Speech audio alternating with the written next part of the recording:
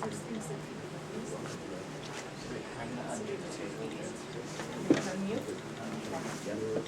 Sorry. Were you on mute? Yes.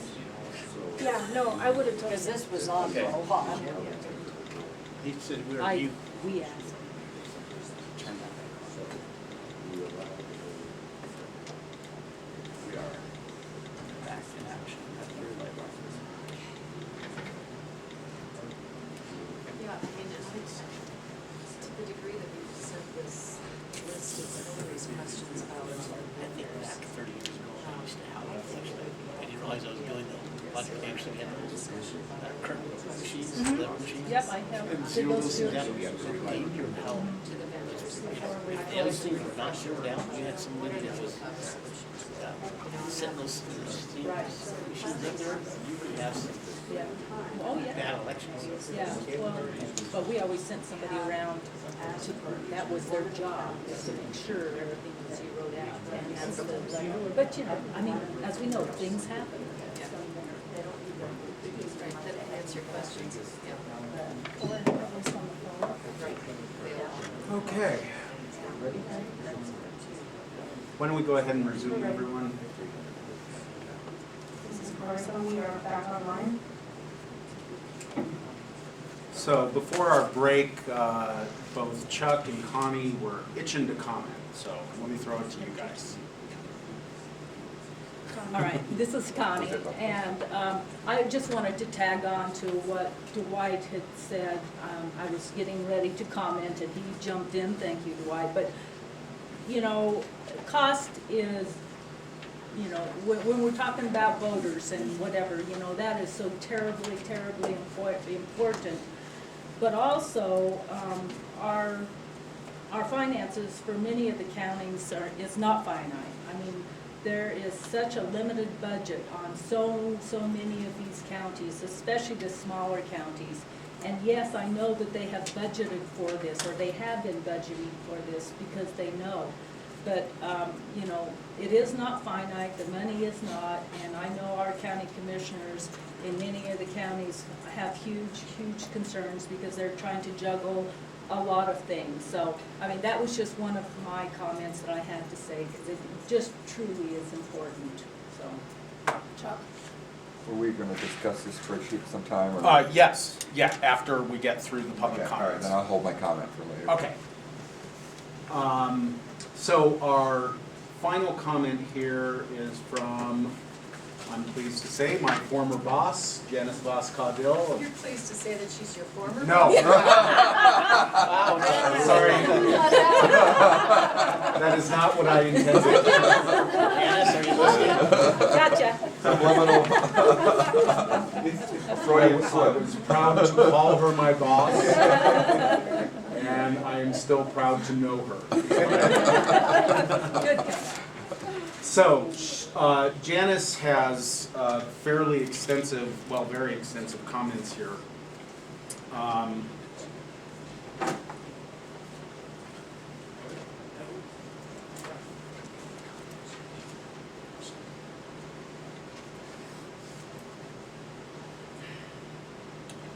And I think I will forward this email as well to the providers.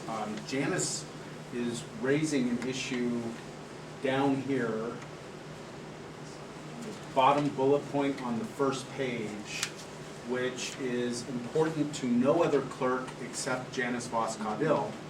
And that is because Pitkin County conducts its primary elections differently than every other county in the state. And so the question is it possible to program a nonpartisan primary election ballot in a partisan primary election? Because Pitkin County and Weld County are the only two home rule counties in the state. Weld County really follows state election law across the board. Pitkin County does not. Yeah, well, Broomfield and Denver are combined city-county governments, so they're a little different, but you're right. So Janice we will get you an answer to that question. Can vendors answer that now? Sure. Justin, if you want to come up and answer if you can.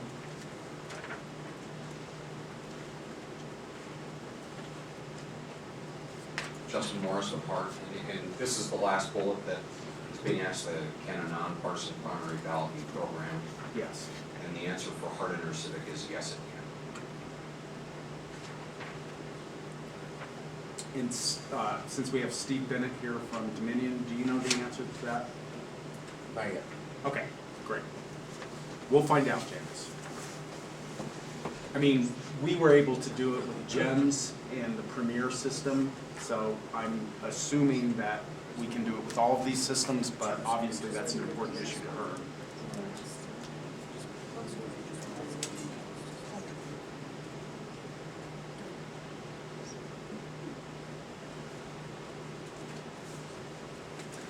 So there's another, she has a lot of important questions, and I will forward this to all the vendors and just request inline responses. But another question that I don't feel that we really had an opportunity to observe during these pilots is how these systems deal with multi-page ballots, meaning, you know, more than two sides. You're onto a second ballot card. And the question in my mind is, what if a voter returns the first page and not the second? Or what if the voter returns the second page and not the first? Under the law, that voter is deemed to have completely voted. They can't submit the missing page at a later time. And many of them who do that just weren't interested in voting whatever happened to be on that piece of paper. I know under some of the legacy systems, in order to get the system to recognize the ballot and to tabulate it, if they return, for example, a second page, you have to place a blank first page with it and send them through together so the system recognizes that's a complete ballot. I'm wondering how the current systems deal with this issue, and I don't think we had multi-page ballots in any of the jurisdictions, did we? Is Jefferson County multi-page? The recall they did, what Yeah. they did a separate ballot. But it was a separate, Separate yeah. ballot. So our vendors here, if you can address that, that would be good to know, and we'll give the other providers an opportunity to do that as well. The Hart Berry system does not require a feeder ballot, if you will, or a blank ballot proceeding. So if page one is missing, you can scan page two without the additional page. And obviously vice versa. Can we ask him how that is accomplished? Is it, this is Donetta, how is that accomplished? Is it a barcode that you have on there that's the same on each page, or what indicates that? In the barcodes that are on the Hart ballots, it will say, what's listed in there is page 1 of 1, or page 1 of 2, and 2 of 2.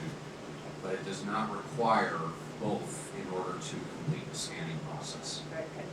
Okay? It's Steve Bennett with Dominion. So first on the question about the nonpartisan primary ballot being programmed with partisan, the answer is yes, we can support that. And as far as multi-card, we do not require it. We'll handle it separately. We do not need to have them running together at the same time. Okay, great, thank you.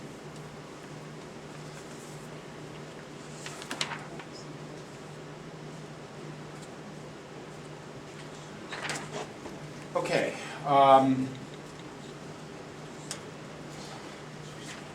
Dwight, Yes. I was gonna say, does that wrap up our public comment section?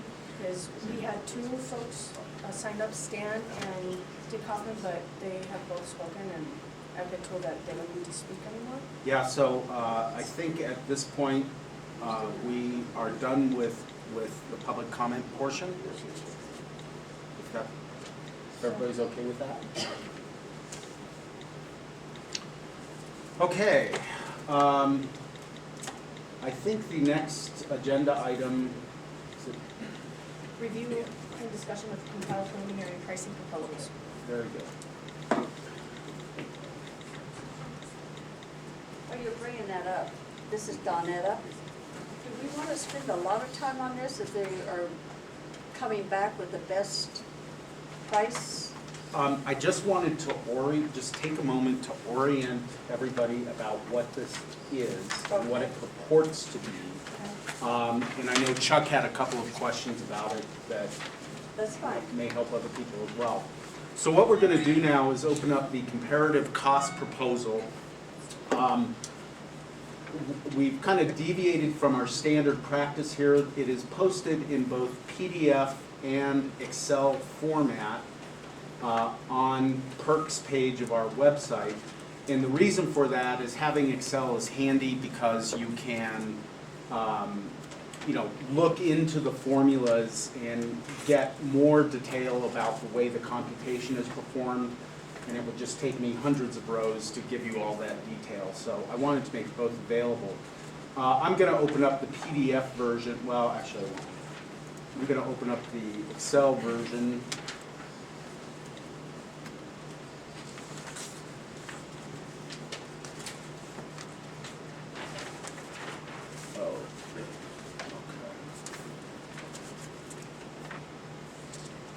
So, just to orient everybody to what this is a 5-page workbook.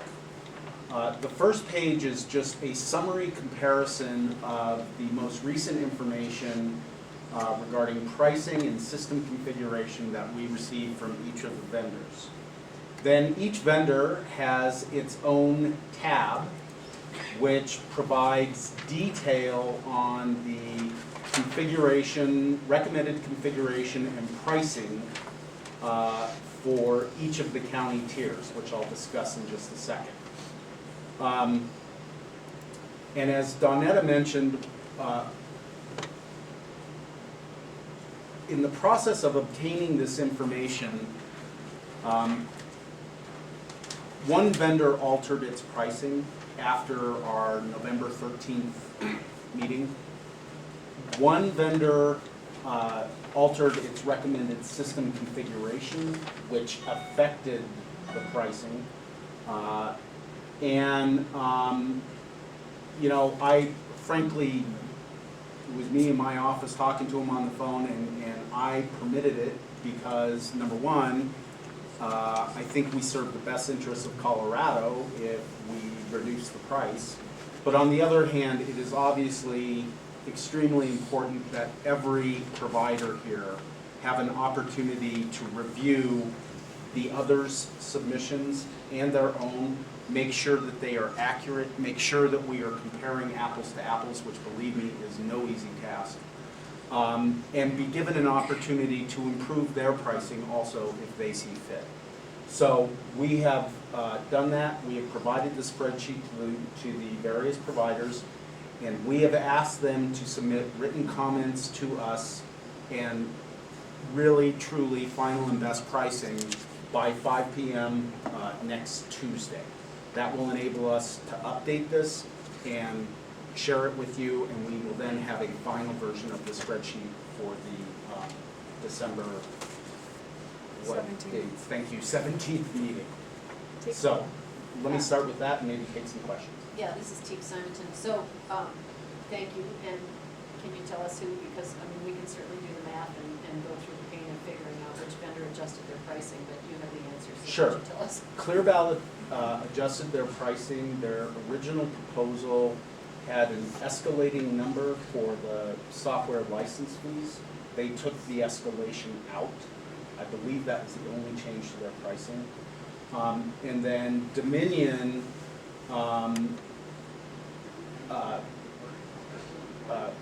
reduced its recommended system configurations for some county tiers, which I'll explain in a minute.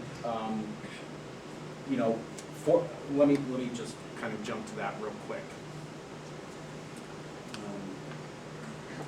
Let's do this. So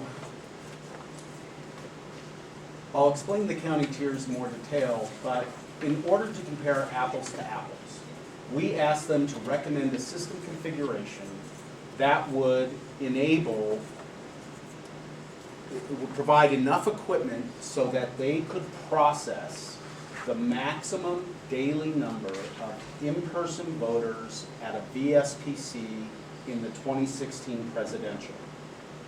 And to arrive at that volume, what we did was we took, for each county tier, each size of these counties, we took the highest daily volume of mail ballots processed and of in-person ballots voted, if you will.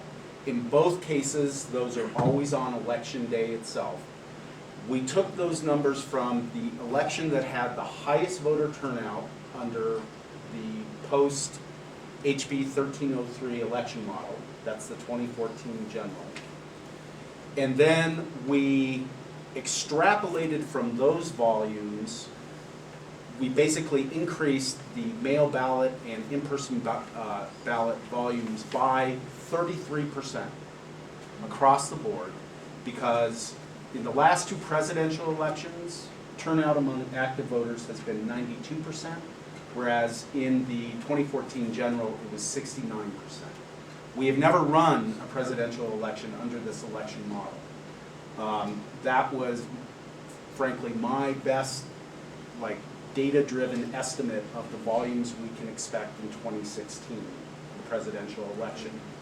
And we want to use the presidential election as the guidepost because they are always the busiest elections. And county clerks and recorders want to buy a voting system that is capable of handling any election they have to conduct. So they are going to equip themselves to run presidential elections and maybe not have to use all the equipment in other elections. My question is when they are giving you the price for that, did they tell you what kind of equipment they were putting in that? Yes. Did they list the, I've tried to get down to apples or apples. Yes, they And did. some, I think that some puts in more equipment, for backup or, something, in case if something went down, and others did not. So, that I think is important. And that was one of the principal reasons that I wanted to give the providers an opportunity to comment on one another's system configurations. These, generally speaking, are very lean as far as equipment. For example, in order to compare apples to apples, we know that a county clerk and recorder must provide at least one accessible voting device in each VSPC. Many county clerks and recorders are going to want to provide more than that, but that's really in the discretion of the county clerk and recorder. So all of these prices are based on one accessible voting device in the average number of VSPCs required in each of those county tiers. Many county clerks would say, wow, that's way too thin. We need at least another one. Denver deployed 5 in each of its VSPCs. In addition, we said we need a central count solution that can process the maximum daily volume of mail ballots in 12 hours, which is typically what everybody works on a presidential election day. And they can determine the number of ballot scanners by the throughput, by how quickly they go through those ballots. In some cases, the scanners that the vendors have recommended are just capable of doing that number. Many county clerks and recorders would say, A, what happens if my central count scanner goes down? I need more than that, just that number. Or B, I don't want to force my election voters to work 12 hours. If we can get them in here at noon and be out of here by 8, that would be even better, so I want to buy some more scanners. So that, I didn't, Donetta, know of a way to kind of tell all the county clerks, this is all the extra stuff we need, because that's really up to them. And they know what's best for their county. So that's why these configurations, in my opinion, were designed to be very thin. This is the minimum that we know.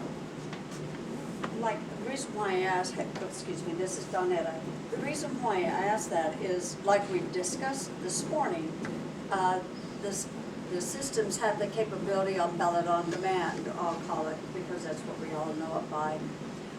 Also, so the reason why I want to know if they were listing everything that was in that precinct at that cost, is a ballot on demand there also?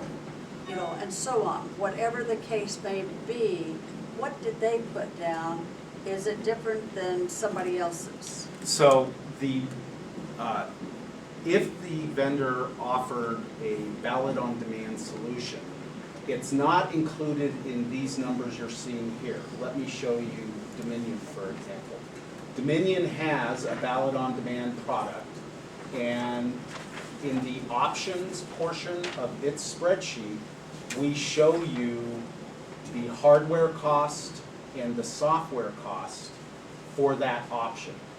But it is not included in the total purchase cost because a county clerk is not required to have ballot on demand. Okay, that's what I wanted to get down to, the buying part of it. So, and what I will do over this weekend, this is a challenging task. I will prepare a single document that says for you exactly what the equipment, hardware, and software that's included in each of those recommendations, just because it takes some digging to kind of extract that from all of the information the vendors have supplied us. Then I have one more question, and then I'll let my co-committee ask questions. If there's a disaster in Colorado, and some county, because of fire or whatever, their equipment has been destroyed, and we're right before election, and we have one system, and the counties say, like happened in Grand Junction, they loaned equipment to another county. Does the vendors want to charge if, or does that county only be able to rent equipment from the vendor, or is there capability of sharing when we have extra equipment? Can we ask the vendors that Absolutely. question? Let's ask those that are here right now, and Go ahead, Phil. let me just mention to the voting systems team, can you guys please take notes, because I want to follow up on these questions with all the vendors.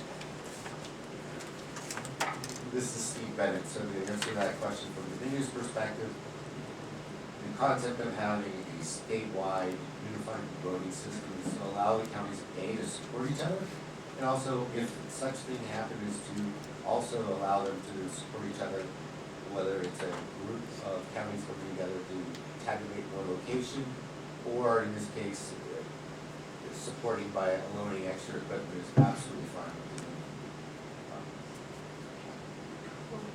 Justin Morrison, Mark, I'm gonna say exactly the same thing that Steve just said. We would do the same thing.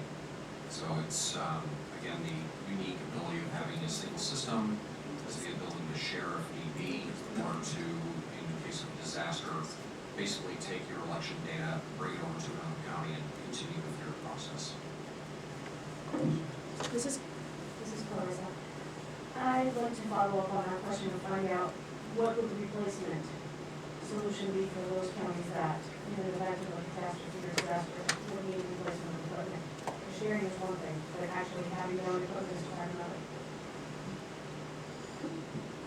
So you're talking about if all the equipment is gone, lost to fire, flood, or whatever. Right. So, first of all, the way the HART system works is that all drives are duplicated, so we have an option of having built-in backup for those systems, so making that transition is quite easy. And then from there, we have supply chain set up for immediate replacement of equipment. And as far as financing that, it depends on, I would assume the county's insurance policy and what have you. So I would like to direct you to HART's website that talks about a scenario that did happen in Harris County, Texas, where their election warehouse burned down 90 days before a live election, and how we were able to assist them. So there are means to handle a catastrophe of that nature. So just to add to that, because again, it is an insurance issue from the standpoint if they're asking how to purchase new equipment. And the upside of these off-the-shelf systems is within a short period of time we can replace that. But you also have a great question, because if your building burns down, your equipment's burning, you're in the middle of an election, you probably also lost all your ballots. So having a duplication process, or a process in which you have redundancy in the election of some sort, of also storing data that's run at a separate location, is a very smart way to run your elections, and I believe that we look at that here in Colorado as well. This is Teague. I think that there is some different information that has been shared out there with some of the counties in terms of the ability to share equipment, so I would hope that when we select our vendors, whatever it happens to be, that would be something that would be necessary to be included in the contract.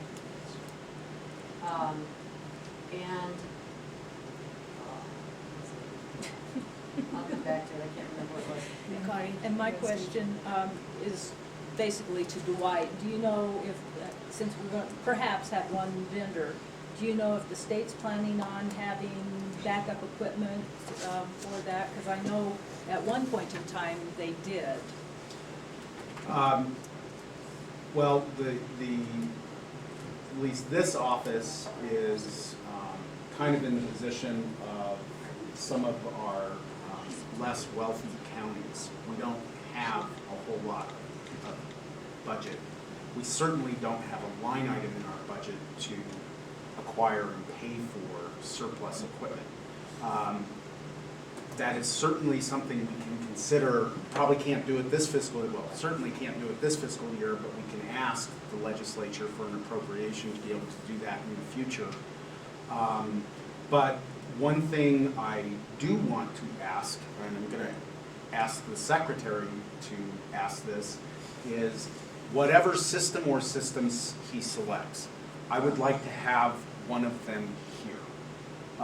Because not to run an election, but if necessary, we could deploy it to a county in an emergency. But also, it's an opportunity for our staff to really learn the programming. We know it conceptually, but we can also, by having that, be able to provide much better, more complete support to the counties who need it. So I'm going to beg him to do that. Okay, so now I remember, this is Teague again. So Dwight, you offered to put together one spreadsheet that had everything listed, 2 pieces of this equipment, 1 scanner, whatever. It's all here. I don't know if the committee really feels like that's a necessary burden on your time. I'm sure you have a lot to do. But you can look at the line items here, and it says, 1 per VSBC, and you can easily divide 18,000 by 4650 and come up with what that's for. Right. So I don't know if, from my perspective, I don't need you to do that. Okay. But I'll leave it up to everybody else. And the second thing is that one of the things I sent in an email is in looking at the detailed, the smaller notebook, sort of the rollout, it was really difficult for me to understand. Are these companies going to be able to deploy and train and satisfy the needs of the, at the maximum, if necessary, number of counties that want to purchase next year in time for the primary? I got everything from 12 days, which seemed like, no, that can't be right, I'm not looking at this correctly, to past the primary, where it would be July before they could get everything together. So I really need to know that, and it would be nice to have that on this, as part of this information. Okay. So, just so you know, a little later, we have, one of the issues that Donetta was very interested in was we have a potentially huge implementation here in Colorado very quickly in early 2016. So one of the big issues is what other commitments do these companies have where they're going to need to devote resources? In other words, what can we do to assure ourselves that if we pick them, they have the resources we need to move forward? And we have summarized that for you. We'll look at that a little later today in today's meeting. We are also developing our own project plan and are really ripping apart the project plans that the providers gave us. And they're difficult to summarize, but we'll find a way to do it and present it to you. But like one of the things I noticed is that a lot of the companies are expecting counties to purchase equipment prior to the certification date. We will do certification just as quickly as we can, but on the other hand, we can't prejudge certification. We've got to certify it. And our law prohibits a county from purchasing equipment unless it's certified and the purchase is approved. Yeah, take care, obviously, that's extremely risky on the counties. So, I mean, and it seems to me that kind of timing is extremely risky for the provider. Maybe there's no other solution, I don't know, but we need to, that's like a big issue that jumped off the page at us too. So we'll look at that in more detail and have something at our final meeting to at least present it to you in summary form.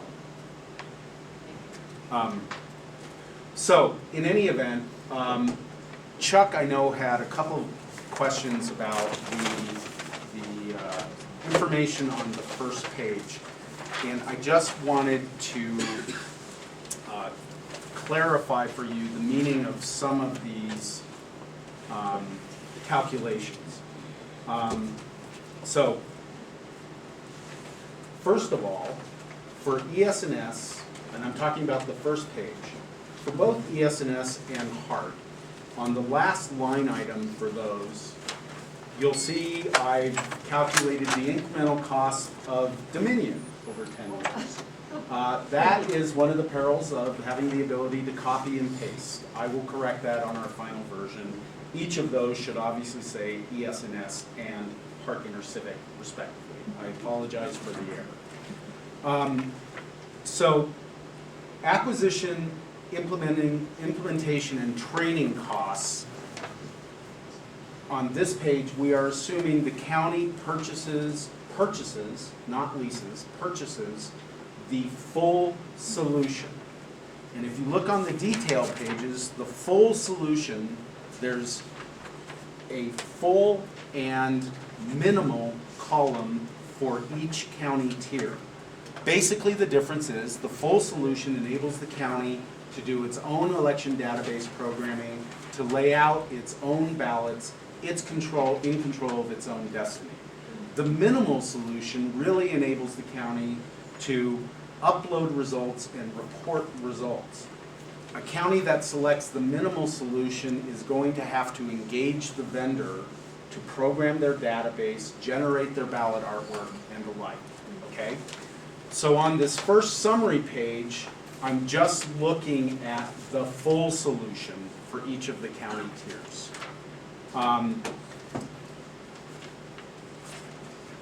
The annual licenses are the total annual licenses that will have to be paid by a county for each year that it owns and operates that voting system. There is a distinction on annual licenses that I want to alert you to. Clear Ballot, Dominion, and ES&S all include the first year license in the purchase price. HART does not. So with HART, you have to purchase the equipment and the software and pay the first year's license. So you'll note for HART, the last line item on their detail page, again, just to make it apples to apples, is we have included a line item for the first year's annual license. Okay, so by the time we get back to this page, the acquisition and implementation cost includes the first year license. Then we have calculated the total cost for 10 years, which is, in every case, because we made that adjustment with Hart, the acquisition, implementation, and training costs plus annual licenses times 9. Question, Chuck Roman, El Paso County. What about maintenance costs? There's some variation among the vendors here so, and this is just where we are. This is hard. Let me just give you a couple examples. And there are notes on the detail page to this effect. Hart doesn't really offer, I don't want to speak for you, Justin. I haven't included a hardware maintenance agreement here. I'm not sure if you offer it. What I did note, though, is that part of Hart's on-site training is devoted to teaching county staff members how to do the hardware maintenance themselves. ES&S, we have included in the acquisition costs the cost of purchasing they call it the silver hardware maintenance plan. You may actually have this in El Paso County, where they agree to come on site once every 2 years to perform preventative maintenance on all the equipment. Clear Ballot, as part of its annual hardware firmware license fee, they are purchasing Fujitsu ScanCare coverage, so that, and I'm not completely sure of the terms of that. Does that include preventative maintenance, or only if you have a problem? Replacement if there's a breakdown or anything like that? And I don't know the answer to that. So we addressed it as best we could. That's why it's so difficult to do apples to apples, because all of the systems their business models are different. Then finally, the last thing I wanted to call your attention to was, for each of the vendors on the first page, the second to the last line item is less 10-year carrying cost of legacy systems. We obtained that information from the reimbursement forms that the county submitted in 2014. And that is for their annual license fees. I believe it's, if they provided it, the hardware maintenance. I have to tell you that I don't have a great deal of confidence that this number is correct. And that is because counties are reimbursed for elections on the basis of their number of active voters. And we ask them to provide us with all this information, but it really doesn't affect their reimbursement amount. And so I'm pretty sure a lot of counties just don't trouble with it, so we just may miss the information. But it's the best information I have. We are going to be conducting a special survey of the counties, just so the secretary has reliable information by the time he makes a decision, because he thinks it's really important to show to the Colorado Counties, Inc. and the Board of County Commissioners, yes, these systems cost money, but you're already spending part of that to maintain what you have, and that's an important part of the calculation to him. So that's the methodology. And then finally, at the bottom of the page, what I've done is, again, the secretary wanted this information. Let's assume that each of these providers becomes Colorado's sole provider and is purchased or leased by 64 counties. What does it cost to implement these systems statewide? And that number is derived from the total acquisition cost times the number of counties in that tier. And then the total of all the tiers for that provider appears in the total column. So we are ranging, based on this preliminary information, which may still change, I want to emphasize that, We range from statewide implementation of just over $5 million for election systems and software to almost $14 million by Clear Valley. And that's statewide. Statewide, that assumes all 64 counties are buying that system. So that's based on the assumption of one single provider. How about if there is no single provider? Then I don't know how to calculate that because it will just depend So many on different who buys combinations. what. This is T, so really, what is the purpose of that though? Because the state isn't paying for it, and so even compiling this information is so misleading to the public who may think that this is, you know, whatever, their income tax dollars that are gonna be spent on these systems. I mean, it's, I feel like this is irrelevant. Well, I can tell you that the secretary requested me to do it. Yeah. There you go. Well said. And it, you know, we've had numerous inquiries from the media about what it would cost to move to a single system in the state of Colorado. And I can't really answer that question without doing the math. So, but I agree, in practice, you know, I mean, since every county clerk and recorder can configure this system how they want, there's no assurance that they're gonna match these numbers, right? So it's of limited value, but still of value. You know, I'm gonna jump in, this is Steve Moreno. Dwight, we've asked this before. How long is this purchase price available? Is this just for a 3-year period, or is this, if one vendor is selected from the state of Colorado? Well, that'll be a key issue when a selection is made and we go back to the vendor to conclude pricing. I don't know that we're going to do a contract because I don't think that I don't think you want us to, and I don't think we want to preempt your authority at the county to control your own contract. I think we're going to be negotiating a ceiling on the price of equipment. I think we should negotiate how long those prices remain in effect.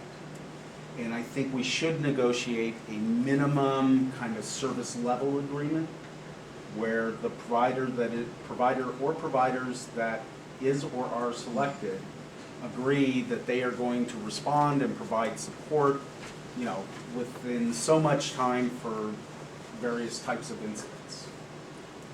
Other than that, it's really the county clerks and the boards of county commissioners that control their own individual contracts.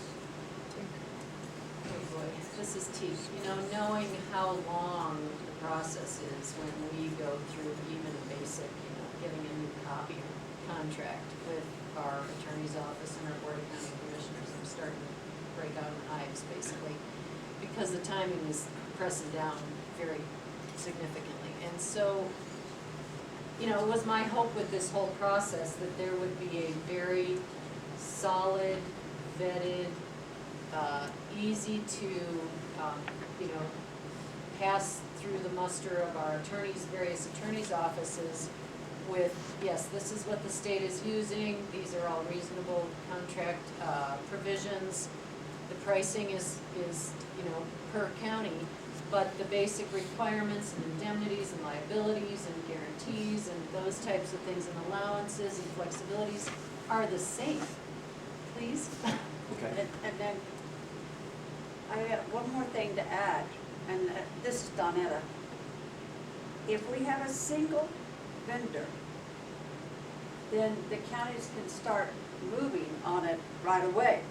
But if we give 2 vendors, or say, you know, it's up to the counties on any of them, they have to go out for RFPs. There is no way they're gonna get done and be able to do a presidential election for 26 counties. So that's something we haven't really even talked about or discussed, but that will stop the counties in most cases. You know, T, this is Steve again, you made the points that I was gonna make about that, because there is the process, just because there's a 1/3 of the state that wants to move forward with new voting equipment, it's still gotta go through the process there with the attorneys and the board of county commissioners. Clerks will not be signing the contracts, the counties have, the board of county commissioners signing these contracts. So I know in our county, we will not rush through that process. Tika again, you know, perhaps when we get to the point of it's 4 county, or 4 vendors, or 2 vendors, or 1 vendor, or whatever it is, in advance of the actual official certification, we could require, if you want to sell it to us next year, these vendors to get us the contract as one of the first orders of business. And if it is to put together a quick RFP for the 2 vendors, obviously, most counties, I think, will know what their preference is if it's more than 1, or if it's 4. And we should be encouraging counties to get that, you know, potentially start working on an RFP to whatever degree that is required, whatever level of detail, in advance of even, you know, I mean, like, start at noon today, get going on it. Yeah, I mean, my hope was that you know, if the secretary picks a single system, then you're in essentially a sole provider context, and I think in most counties, going through the formal procurement process would not be required at that point. I was hoping to spare the pain of that until we know which way the secretary is going to go. Right. But no, I want you to know we have talked about this issue a great deal here, and it is a very practical factor that really supports moving to a single provider, not a multiple provider. It's not the only factor, but it's, you know, we know that. And the one thing, and I just haven't had an opportunity to call her, I personally am very reluctant to try to negotiate a contract on your behalf. I would feel much more comfortable if we could partner with Pam Anderson and the CCCA. It doesn't have to be a huge, you know, subcommittee of the CCCA, but at the state, we have different concerns that you have at the counties, and I think having us negotiate your contract, you may end up with a contract you don't like, and you know, that doesn't serve any purpose. So I just want input from the counties in the process. Teak again. From a medium county perspective, 11 years ago, I went to a seminar on how to negotiate a contract. And then when we went with Hart, tried to, you know, implement some of those best practices, it was basically a waste of time. Small counties don't have a lot of clout when it comes to dealing with the legal teams of some of these large vendors. And you have, you know, 8 metro counties that are big enough to maybe have some clout, and they're spending enough money to move the standard contract from some of these vendors, but most counties will not be able to do that. Well, It's just, I don't know, maybe I'm making a broad assumption about the other vendors, but I would just expect that they're the gorilla and we're the, you know, we're not. well, I mean, if the counties are comfortable with it, maybe we work directly with representatives of the larger counties who, you're right, do have that clout. My experience in Pickens County was very similar. Standard form contracts tend to be pretty standard form Right. when you've got 10,000 voters. Steve just brought up a point, and I think it's very valuable. You could either tell him or I. But Oh, yeah. on that committee, I think you ought to have some representation from your county commissioners, because they're, you know, they may be able to really have some clout in that too. So I guess and you know, this is ultimately the secretary's decision. This has got to move very quickly, and so my preference would be, let's find the best contract negotiator in the county in the state of Colorado and use that person, kind of thing, as opposed to having a large committee have to agree on all the details. Anyway, I want to get back to just a second for the term of the price that we're going to agree on. That will be an issue that we want to discuss with the successful provider. There's There's some concerns about that though when we have commercial off-the-shelf hardware-based systems, because the price of commercial off-the-shelf hardware goes down over time, right? And so agreeing to, you know, locking in that they're gonna agree to this pricing level for 5 years may do a disservice to us, because just over the course of time, we should be recognizing benefits of continued innovation in those markets. It may be that we can just address that contractually somehow, I don't know yet. But like everything else for the pilot election review committee, that is not as simple an issue as it sounds. That's all I would point out. Another dynamic, I mean, besides you said technology drives the price down, or the other option, the other thing it does is the price stays the same, but you get added throughput or functionality in those items. Right. Instead of, you know, That's right. new innovative technology, you know, that might stifle us. Yeah. Okay, I did have yeah, Chuck. one other question, if I could, Chuck Berman, I'll pass. On, under ES&S, the last line, incremental cost over should be ES&S over 10 years.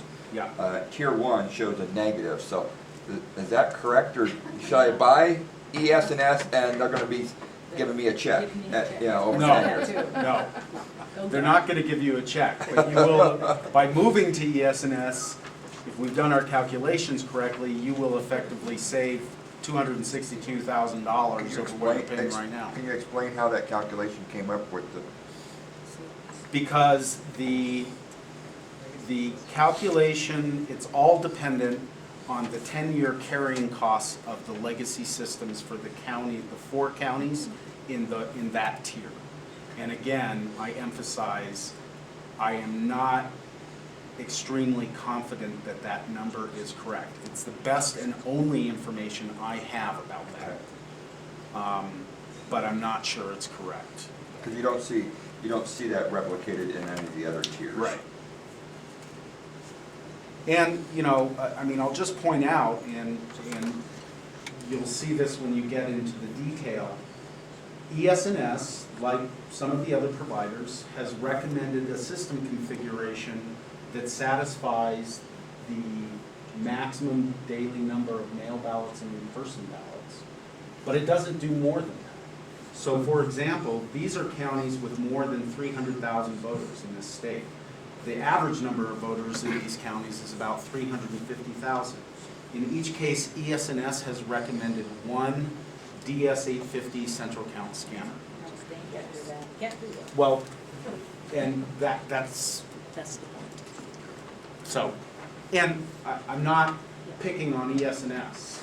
You know, this is true for other vendors as well, but that's a good example. That's a $95,000 machine. So, okay?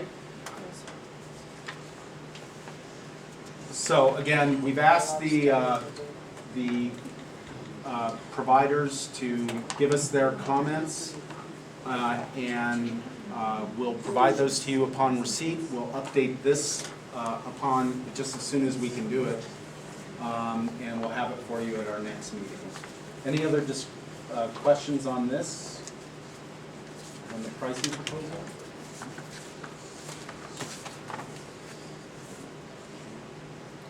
Okay. I think at this time, if we could, this would be a good time to take a lunch break. I was gonna say, Oh. could we shorten the lunch break because we'll lose a couple committee members Okay. at like 1-ish, so. Oh, do you want to, well then, why don't we work through until, if we're losing people at Set our 1? lunch and eat it and have a working lunch. Try not to lunch. Yeah. Donetta, I can barely read and talk. We were Add making that notes to that effect.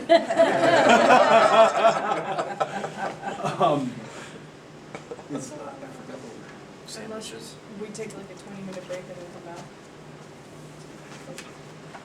I'm fine with working who are through we this. for, Jennifer? John Teague wants to get on her way, but she Yeah. has to, because it's going to The snow. storm is moving in for tea. Yeah. You know, I think we can get through the rest of this information pretty quickly. It's just talking to us about what these documents are. Really, and you're gonna have an opportunity to review them in more detail. Take a 20-minute break there. Yes. The chair says. So what do you expect, what time we'll wrap up? I was thinking we were going till 4:30. That Well, not the case, or? No, I reserved the room until 4:30 because I wasn't sure who would be here and what we would have to do. If we can get done early, I'd say we either take a 5 or 10 minute break, eat, and let's work through it, but Yeah. that's all your thoughts. It's, I mean, I don't, I'm good. honestly don't think we have much more than another half hour or so. Take a then just 15-minute push break through then. it. And we need a 15, or 10. Okay, so after much committee discussion, we're gonna take a 20-minute break. We will resume the meeting here at 12:15, and we will commit to get Jennifer and Teak out of here by about 1 o'clock. I'm all right.